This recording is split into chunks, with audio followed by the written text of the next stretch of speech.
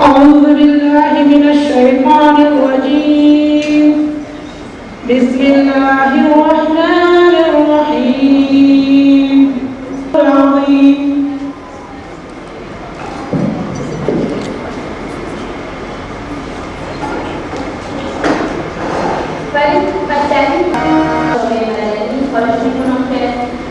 سخنان خود آغاز میکنن و چون ما اولویت همیشه به دین داده و همیشه همین الان خواهد بود قناعت ما از دین شروع میکنیم.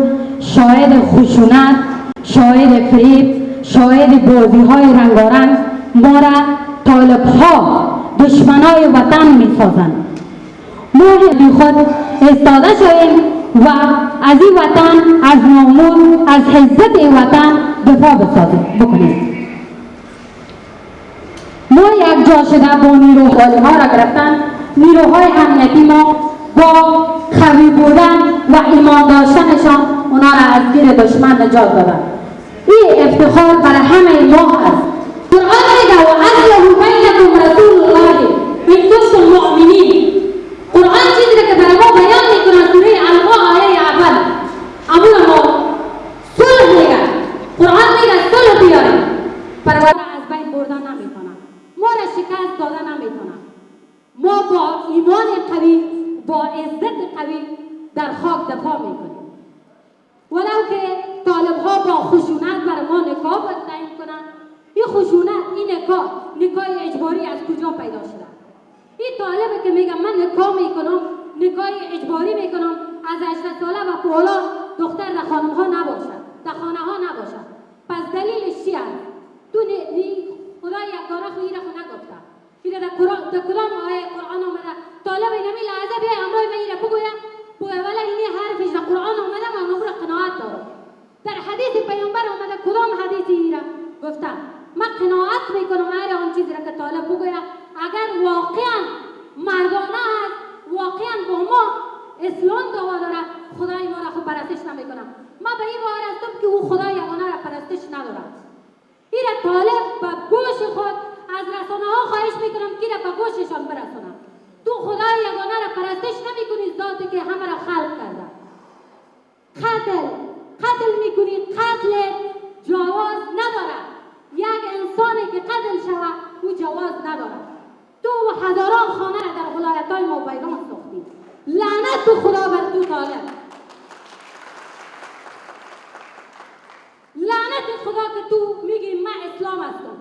شب لنگی تا بالا کردی، حیف به اون شرافت لنگی که تو زدی. تو حفت تا از دست دادی. به نام پاکستان، به نام ایران، به نام هر جای آمدی خاک ویران ساختی. تو امروز خواستی که ما را نیرنگ بازی کنی، با ما بازی کنی، با طبقه احناس ما بازی بکنی. چرا؟ دلیلش چی هست؟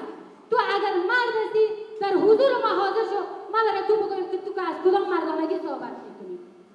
مرد خوی قسم نمی باشد. کشور با بحران رفتنی هست. خواهرها، برادرای عزیز، امروز که ولایت‌های ما شاهد ازی هستم که چندین خانواده به مکاتب پناه بردن، به مسجدها پناه بردن. از چی خاطر؟ از خاطر ازی که دختر من میبرن. یک برادر شاهد ازی هست. دیروز با والله بلا گریه میکرد، میگم من از جای زمین و سرزمین خود آمدیم، از بامیان آمده بود. 4 دختر جوان خود آوردیم به مرکز که دخترای مرا میبرن. بلیاز خدایی در کدام آیت قرآن آمده؟ بلیاز خدایی در کدام آیت آمده که دختر در تحصیل نکنه؟ پس اگر این انسان است، اگر این واقعا اسلام است، اگر این از اسلامیت جار میزنه، پس دلیلش چی است؟ چرا عایشه صدیقه حدیث ما امروز از حدیث عایشه صدیقه روایت میکنیم؟ این درست نیست. این را ما درست نمیدانیم. قرآن بر ما چیزی نگفته که این پیش میبره. این با خدا نیرنگ بازی هست. پاکستان با ما نیرنگ بازی میکنه، ایران با ما نیرنگ بازی میکنه، امریکا با ما نیرنگ بازی میکنه. همیشه ایده هوشیار باشیم که نیرنگ بازی هست. ما امروز که از 20 سال پیشتر، 20 سال قبل که ما چادری بنام بود، بنام معزی بود که دست قطع میشه، در کدام جای ها مده که دست قطع شود؟ در کدام حالت قرآن آمده که سمسار جواز دارد؟ در کدام جای آمده که زن اگر به دوستی کسی را گرفت او قمچی روا دارد؟ و لعنت به تو طالبی که ناحق حرف میزنی، طالبی که بیجا حرف میزنی، طالبی که ناحق با خانمها و با مردهای با غیرتی خواب بازی میکنی. تو افغان نیستی و طالب، صدای ما را بشنو که تو از این خاک نیستی. هر کشوری که آمدی با اون کشور خود نیرم بازی کن. من یک چیزی دیگه را با دولت مردای خود میگم، یک چیزی که من شاهد از این هستم، این به نام دوحه دفتر ناحق است. با ما بازی میکنن، همه تون هوشیار باشید که با ما بازی میکنن. همگی را نیرنگ بازی میکنن، با همگی نیرنگ بازی میکنن. با خدا آتش بس بکنیم، نیروهای طالبان را از زندان رها بسازیم. خیلی واپس رها ساختیم. پنتون و کابل ما بعد از رهایی طالبان تباه شدن. مسجد ما ویران شد، مکاتب ما ویران شد. تو طالب آمدی که من از اسلام جار میزنم؟ نه، اسلام او چیزی نگفتم. اسلام هیچ یک چیزی را نگفتم. امیدوار هستم که خواهران از حرفای من خفه نشده باشید. انشالله همه ما استاده میشیم و در کنار نیروهای امنیتی خود یک جا و یک دست طالب هر شکست میدیم. طالب باشه، پاکستان باشه، ایران باشه، هر کشوری که باشه ما استاده میشیم. همگی یک جا میگم ما استاده میشیم. تشکر اینجا. صدایشان رو بلند کنند که ما همه با هم نمیخواهیم زیر بار ظلم بریم. همه میخواهیم از حق و حقوق خود دفاع کنیم. و من چیزی که در اینجا خیلی مهم است امروز البته سرنوشت کشور است. سرنوشت کشور همین ناامنی باعث شده است که همواره هر هموطن ما زیر فشار قرار میگیرد. بالاخص خانما، چیزی که در اینجا مهم است خانماست. چرا که خانما همواره در تمام عرصه های سیاسی، در تمام حوزه‌ها خانما نادیده گرفته شده و اما خانما یک دوری تلخی را که از یا خاطره تلخی را که از طالبان دارند همواره با بسیار یک ذهنیت نابهنگامی را پذیرفتند و هیچ گونه نمیخواهند زیر بار ظلم بروند. چنانچه ما در گذشته افغانها، گذشته زن افغان، در گذشته زنها تا حدود یک زندگی درخشان و باورمندانه‌ای داشتند در تمام عرصه‌ها، چه فعالیت‌های سیاسی، اقتصادی، اجتماعی، فرهنگی حضور فعال داشتند. اما متاسفانه در 2-3 دهه اخیر زمان طور شده که طالبان اینجا و سایر دشمنان وطن باعث شد که زنای افغان از مشارکت سیاسی اجتماعیشان به دور مانند و همچنان همواره یک ذهنیت غیر عادلانه در مورد زنان وجود داشته که زن نمیتواند، زن ناقص العقل است، در حالی که چنین نیست. اسلام و شریعت اسلامی همیشه همواره زن را نیم پیکر جامعه دانسته و حق و حقوق مساوی در جامعه دادند. پس از دوران طالبان تا حدود بحث در مورد مشارکت سیاسی زنان مطرح شد، اما این بیشتر در شهرها مطرح بود تا اینکه در ولایات. در روستاها زن هنوز هم حق و حقوقشان را به گونه‌ای که باید می‌داشتند نداشتند. چنانچه از نزدیکترین ولایت که همان ولایت میدان وردک نزدیکترین و همجوار پایتخت است، باز هم زنها در اینجا از حق و حقوقشان برخوردار نیستند. همواره زیر شرط قرار گرفتند، همواره نادیده گرفته شدند. زنها در اینجا بر علاوه از اینکه از حق تعلیم باز ماندن، از مهمترین و اساسی‌ترین حقشان که همان حق صحی است، اینا دور هستند.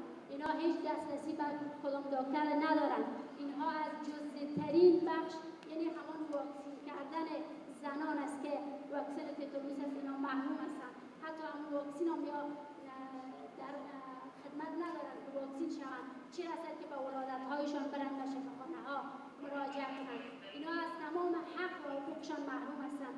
امیدوار هستم که حکومت همواره تمام زنان را حمایت کرده و مورد توجهشان قرار دهد، چنانچه که ما شاهد هستیم نظام ما و نیروهای امنیتی ما، حکومت ما در حد تلاش و در حد تواناییشان همواره زنان را حمایت کردند، اما باز هم خواستار ما این است که هیچگاه تسلیم ظلم ظالم و چیز به نام طالب نشوند، چرا که طالب افکار زن ستیزانه دارند و این افکارشان هیچگاه در جامعه امروز برای زن امروز قابل پذیرش نیست.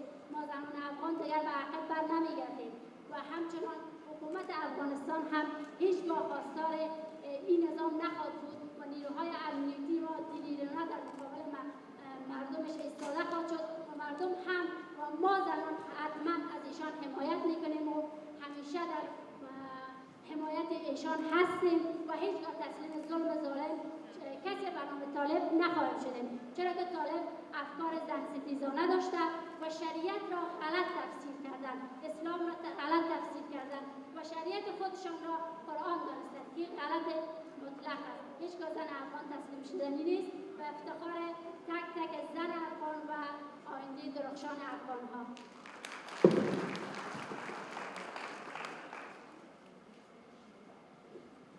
برای بانوان و عدم نقض حقوق زنان و خواهان حفظ دستاوردهای 20 دهه گذشته هستیم.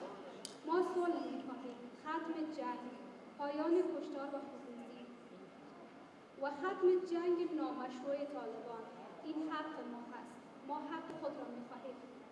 هر انسان آزاد خلق شده و خداوند متعال برای ما انسانی حق را داده تا آزاد زندگی بکنیم و کرامت انسانی ما باید حفظ شود. این حق ما هست.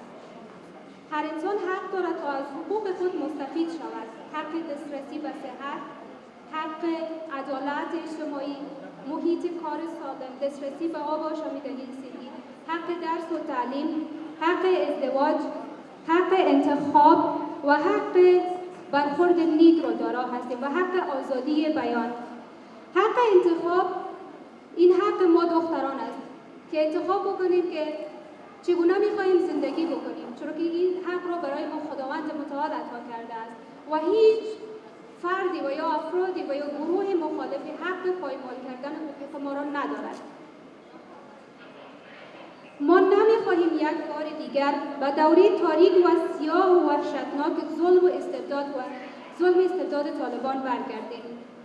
یعنی حفظ دستاوردهای چندین ساله را می‌خواهیم داشته باشیم. نمی‌خواهیم دستاوردهای چندین ساله‌ای که در عرصه تعلیم، صحت، معارف بوده را از دست بدهیم.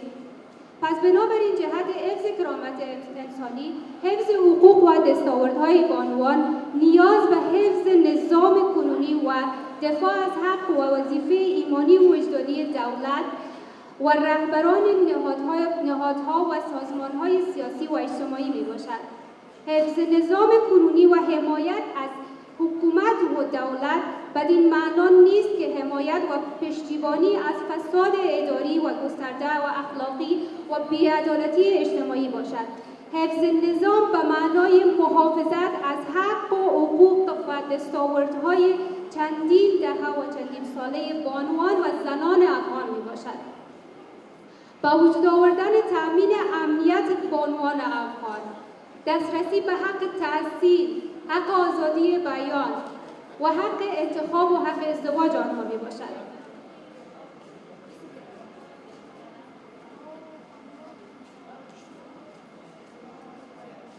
و در ارتباط به نظام خودش به معنای ثبات و انضباط و آراستن است. نظام یک کشور به طور عموم کل نظام و ثبات یک کشور را در بر می‌گیرد که شامل نظام‌های سیاسی، اقتصادی، فرهنگی و کشور می‌باشد. بنابراین زنان در بخش و عرصه فرهنگ، اقتصاد و سیاست کشور رول عمده را بازی می‌کنند. زنان نیمی از پیکر اجتماع را تشکیل می‌دهند. زنان را دست کم نگیرید، زیرا اگر زنان و شهامت شماست. حضور باشکوه شما را می‌ستاییم و عزم راسخ شما را ارج می‌نهیم. سعادت وجودتان تابنده و موفقیتتان پاینده باد. بنده خورشید فیضی، نماینده نهاد نسل تغییر و سازمان WGCO، امروز در باب وضعیت حقوق زنان در افغانستان و دستاوردهای 20 سال اخیر آن حرف می‌روم. با وجود تمامی پیشرفت‌هایی که در افغانستان از سال 2001 بدین سو صورت گرفته است، اما باز هم چالش‌های وجود دارد. زنان دستاوردهای خیلی زیادی داشتند از سال 2001 تا حال در عرصه‌های مختلف چون صحت، تحصیلات، دسترسی به عدالت، مشارکت‌های سیاسی، مشارکت‌های اقتصادی، خدمات ملکی و غیره ابعاد. در این 20 دهه اخیر کارهای قابل توجهی صورت گرفته است، نظیر اینکه کاهش مرگ میر بانوان از 19% به 50%، افزایش میزان حضور پرسنل‌های صحی بانوان از 14% به 60%، حضور پررنگ بانوان در مراجع صحی از 25% افزایش یافته است به 92%. تقریباً 3.5 میلیون دختران ما، بانوان ما و خانمان ما شامل مکاتب شدند، به اینجا رفتند و درس و تحصیل آموختند. تعداد بانوانی که در بخش خدمات ملکی اشتراک کردند، تعدادشان از 5% به 18% افزایش یافته است. اشتراک بانوان در مشارکت‌های اقتصادی، بالویژه کارهای تجاری، از 27% به 42% افزایش یافته است و همین گونه پیشرفت‌ها و کارکردهایی که نظیر آن صورت گرفته است. با وجود داستان‌های مثبت از دستاوردهای زنان، موانع قابل توجهی هم نیز وجود دارد. از جمله هنجارهای محدود کننده بانوان در بخش فرهنگی، اجتماعی و بالویژه نامدین که فی الحال در کشور ما وجود دارد و اینها باعث می شود که صد راه پیشرفت بانوان قرار گرفته و راه را برای بانوان تنگ بکند. بانوان ما مستقل هستند، می توانند خودشان پیش برند. ما فقط به فرصت نیاز داریم، نه به حمایت و کمک دیگران. اگر برای بانوان شجاع و دلیر افغان زمین فرصت مهیا شود، امنیت باشه، میتونن به بهترین شکل ممکن پیش بروند و از حقوقشان دفاع کنند. افغانستان کشوری است که هنوز هم تا رسیدن به سطح استانداردهای بین المللی فاصله خیلی دوری دارد. علاوه بر همین دستاوردهای 20 سال اخیر ما هم خیلی در معرض شکننده بودیم، در معرض شکنندگی و در معرض تهدید قرار دارد. علل خصوص این دستاوردها که به ویژه حفاظت از حقوق زنان و دختران نگرانی‌های زیاد را به وجود آورده است. ما خواستار برگشت به دهه 70 و 40 سال قبل نیستیم و هرگز به چنین کار اجازه نخواهیم داد. بانوان بیدار و سرزنده و شهیم افغان زمین هرگز اجازه به اجرای چنین کارهای نخواهد داد، ندادند و نخواهد دادند. در جامعه امروزی ما، در شرایط امروزی ما، بانوان افغان زمین بیشترین ضربه را از رنگ و نامنی کشور بردند. پس وجود یک دستگاه فضایی، اجرایی و قانونگذاری قوی برای تصویب، اجرا و ضمانت قوانین مبتنی بر زمین حقوق زنان در کنار همه موارد دیگری که ذکر شده میتواند بسیاری از موانع پیشرویشان را مرتفع کند. در زیباترین عاشقانه‌های جهان همیشه قلب یک زن در میان است. زن اگر نباشد، پرنده شیر در شاخه‌های دفتر هیچ شاعری پر نمی‌زند. به افتخار بانوان شجاع و دلیر افغان زمین ما کف محکم و مرتب بدیم.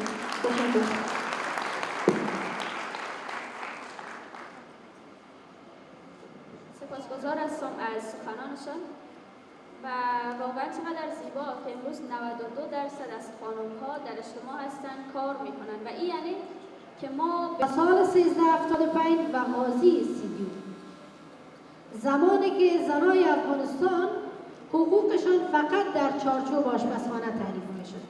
امروز شما با حضورتان تمثیل کردین که زنای افغانستان دوباره به 20 سال گذشته بر نمیگرده و نسل نوین افغانستان نسل پذیرش ظلم و استبداد نیست. به افتخار خودتان لطفاً یک کف محکم بزنید. و بعد درود و صلوات بفرستیم به روح و روان پاک شهدای کشور ما، شهدای گلگون کفن، راه آزادی و نیروهای امنیتی و دفاعی افغانستان به عنوان فرزندان صدیق و متحد کشور که بهترین ایام زندگیشان را صرف میکنند تا ما بتانیم در یک کشور جنگ زده، دردیده و پر از چالش با گروه‌های تروریستی حداقل نفس بکشیم. اینا قابل افتخار، قابل حمایت و حفاظت هستند. در بحث برنامه امروزی می‌خوایم صحبت‌های کوتاه داشته باشم. عزیزای ما بزرگی کردن، صحبت‌هایی کردن. خدا کنه شما خسته نشده باشید. ما برنامه کوتاه می‌خوایم خاتمه بخشیم. برنامه امروزی که در حقیقت جهت تقویه جنایات طالبان در مناطق تحت حاکمیتشان علیه زنان و علیه همه اقشار جامعه افغانستان است برگزار شده. مهمترین عنوانی که ما به عنوان یک جنایت در قرن 21 توسط طالبان با او مواجه هستیم، موضوع برنامه امروزی است. طالبان جهاد النکاح را متوقف سازید. زنان پاداش گروه‌های تروریستی نیستند. جنایات طالبان در شمال افغانستان به ویژه در ولایت بدخشان و تخار قابل توجیه نیست. هیچ گونه جبهه و هیچ گونه توجیه دینی، اسلامی و بشری ندارد. بانو امیری عزیز روی مبحث صحبت کردن، نمیخوایم بیشتر بپردازم. یک درخواست از جامعه افغانستان دارم، از همون طالب افراطی دارم که هر روز قهار بودن خداوند متعال بر رخ ملت افغانستان میکشد. اگر شما شهامت دارین، اگر شما عزت دارین، عفت دارین، افغان هستین و مسلمان هستین، چون از رحمان بودن، از رحیم بودن، از مهربان بودن خداوند نمیگین؟ وقتی مکتب را در میتین میگین الله اکبر. در کجای قرآن کریم آمده که شما مکاتب را در میتین؟ مکاتب را بسوزانید. ازدواج ها و نکاح های اجباری داشته باشید. زنان را از حق اساسیشون که تعلیم است، تحصیل است، به یاد خدا معروف نسازین. جامعه افغانستان جامعه قرن 21 است. در جایی که تو کلمات را خواندن نمیتونی، زنای افغانستان شجاعانه در مقابل افراطیت تو استدلال منطقی دارند. در کجای قرآن، در کجای قوانین بشری و طبیعی پیدا میتونید که بیاین مکتب را در بتین، عالم دین از بین ببرین، قشر شجاع و آگاه افغانستان را از بین ببرین، دانشگاه را هدف قرار بدین. امروز برنامه امروزی در حقیقت ندای 34 ولایت افغانستان است. از تخار افغانستان که من صحبت میکنم نیست، از میدان وردک که صحبت شد نیست، از کابل که صحبت شد نیست و ده ها خواهر ما که جا حضور دارن از ولایت های خاص نیست، از 34 ولایت افغانستان است. این راه انصاف نیست که 20 سال ما یک راه را طی بکنیم، ارزش‌های شکل بگیره، حقوق زنان وجود داشته باشند، نظام وجود داشته باشند، قانون اساسی پرچم داشته باشیم، نماینده دائمی به سازمان ملل متحد داشته باشیم، کشورها ما را به رسمیت بشناسند، دوباره بریم به دوره سیاه طالبانی، یک دوره افراطیه. اینا نه منطق میپذیرن، نه اسلام، نه بشر. در اخیر صحبت‌های یک بار دیگه میخوایم بیان بکنم که در هر گوشه افغانستان که هستیم، این زمان است که ما شجاعت، وفاداری و تعهد خود به وطن خود ثابت بسازیم. علیه جنایت طالبان خاموشی اختیار نکنید. ما دیگه کسایی نیستیم که از طالبان، گروه‌های افراطی، داعش و امثال از اینا حراس داشته باشیم. به خاطر وطن خود مبارزه میکنیم، وطن خود دوست داریم و به هیچ پنجابی، به هیچ غلام، به هیچ گروه تروریستی اجازه نمیدیم که خاک افغانستان، آب افغانستان، هوای افغانستان را معامله بکنه و افغانستان را درگیر افراطیت بسازه. زنای افغانستان قوت افغانستان هستند، بیاین که به قوت پی ببریم. و میخواهیم که در این قسمت از برنامه قدنامه‌ای را که آماده ساختیم، شاید صحبت‌ها خیلی طویل است، نمیخوایم که بیشتر دوستا منتظر باقی بمانند. با ختم اینمی قدنامه برنامه را خاتمه میبخشیم. البته میخوایم یادآور شم دوستایی که سوال دارن در خدمت هستیم عزیزان، و همچنان دوستایی که گفتنی اگر دارن مایک در خدمتشان است. عزیز ما افغانستان با توجه بر شدت و دوام خشونت‌هایی که طالبان مسئول اصلی آن هستند در شرایط حساس قرار گرفته و به یک نقطه عطف تاریخی رسیده است. اکنون بیش از هر زمان دیگر ضرورت است تا اقشار مختلف جامعه به شمول روحانیون، جامعه مدنی، زنان و جوانان در راستای ختم این جنگ خانمانسوز، جلوگیری از جهاد النکاح و ازدواج‌های اجباری با زنان توسط جنگجویان طالبان و تأمین صلح عادلانه، پایدار و همه‌شمول متحدانه تلاش نمایند. ما با درک تحمیلی بودن جنگ کنونی کشور از دولت افغانستان، سازمان ملل متحد، جامعه جهانی، کشورهای منطقه و همسایه‌های افغانستان می‌خواهیم با افزایش فشارها و تحریم‌های حامیان داخلی و خارجی این جنگ شرایط کنونی را بر گونه‌ای رقم بزنند که منجر به ختم جنگ و تأمین صلح در افغانستان شده و از تداوم خشونت و کشتار مردم افغانستان به ویژه زنان ستمدیده افغانستان جلوگیری صورت گیرد.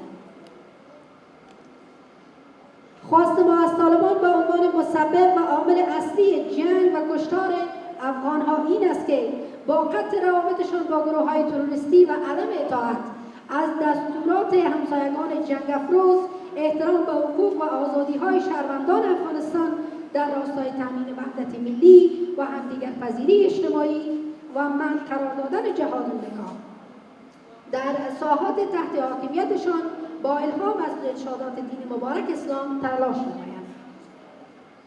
ما زنان افغانستان به عنوان نیمی از پیکر جامعه و قربانی‌های اصلی جنگ کنونی خواسته‌هایمان را چنین مطرح می‌سازیم. اول، ما جمعی از زنان فعال سیاسی، جامعه مدنی و حقوق بشر جنایات طالبان در مناطق تحت تسلطشان را علیه همه اقشار جامعه افغانستان به ویژه زنان تقبیل نموده و خواهان فوری و توقف فوری این جنایت هستیم. دو، ما خواستار قطع جنگ و خونریزی، تأمین صلح عادلانه، حفظ قانون اساسی افغانستان، آزادی‌های مدنی، تأمین حقوق زنان و اقلیت‌ها و احترام به حاکمیت ملی و خواهان احترام گذاشتن به تمامیت ارضی کشور جمهوری اسلامی افغانستان هستیم. سوم، ما از دولت افغانستان می‌خواهیم تا مکلفیت‌های خویش را در راستای مسئولیت زنان در معرض خطر در منازعه مسلحانه و ساحات تحت حاکمیت گروه طالبان و سایر گروه‌های تروریستی با استفاده از مکانیزم‌های حمایتی ایفا نماید. چهارم، از آنجایی که گروه طالبان هیچ گونه تغییر فکری و سیاسی نکردند و در صدد تکرار حاکمیت سیاهشان بر کشورند، خواست ما از حکومت جمهوری اسلامی افغانستان، جامعه جهانی و سازمان ملل متحد این است که فریب گفتارهای این گروه جنایتکار را نخورند و دین قانونی و اخلاقیشان را در راستای حمایت از زنان افغانستان ادا نمایند. پنجم، ما از دولت جمهوری اسلامی افغانستان، سازمان ملل متحد و جامعه جهانی و تمام طرف‌های دخیل در روند صلح افغانستان می‌خواهیم که با احترام و رعایت به قطعنامه و کنوانسیون‌های بین‌المللی چون قطعنامه شماره 1325 یعنی زنان، صلح و امنیت، شورای سازمان ملل متحد مسئولیت و مکلفیات اخلاقیشان را در راستای تأمین حقوق و آزادی‌های زنان و جلوگیری از ازدواج‌های اجباری جنگجویان طالب با زنان در ساحات تحت حاکمیتشان ادا نمایند. ششم، ما به عنوان حامیان نظام جمهوری اسلامی افغانستان خواهان آزادی‌های شهروندی مسجل در قانون اساسی و حفظ دستاوردهای 20 سال اخیر همه شهروندان و ویژه زنان هستیم. هفتم، ما خواهان حفظ و تقویت قهرمانان دفاعی و امنیتی کشور یعنی قوای مسلح در امر مبارزه با تروریسم، افراطگرایی بوده و به منظور ارج‌گذاری و قربانی‌های آنان خواهان حمایت مادی، معنوی از خانواده‌های شهدا، معلولین، معیوبین و مفقودین قهرمانان امنیتی و دفاعی خویش هستیم. هشتم، ما از جامعه جهانی، سازمان ملل متحد، خصوصاً شورای امنیت سازمان ملل متحد خواهان افزایش فشارها و تحریم‌های شدید بالای گروه تروریستی طالبان، کشورهای حامیان جنگ به ویژه سازمان استخباراتی نظامی پاکستان هستیم، زیرا بدون فشار و حمایت جهانی رسیدن به صلح واقعی در افغانستان امکان پذیر نیست. خیلی ممنون، سپاسگزار. قطعنامه ما با یک مقدمه و 8 ماده خاتمه پیدا میکنه. عزیزایی که سوال دارن و یا هم گفتنی دارن مایک در خدمتشون است، چون برنامه امروزی ویژه شما است. میبخشید که ما به احترام شما و به نمایندگی از شما حرفایی را اینجا منتقل کردیم. امیدوار هستیم حرفای قبل شما زنای افغانستان بوده باشد. خیلی ممنون.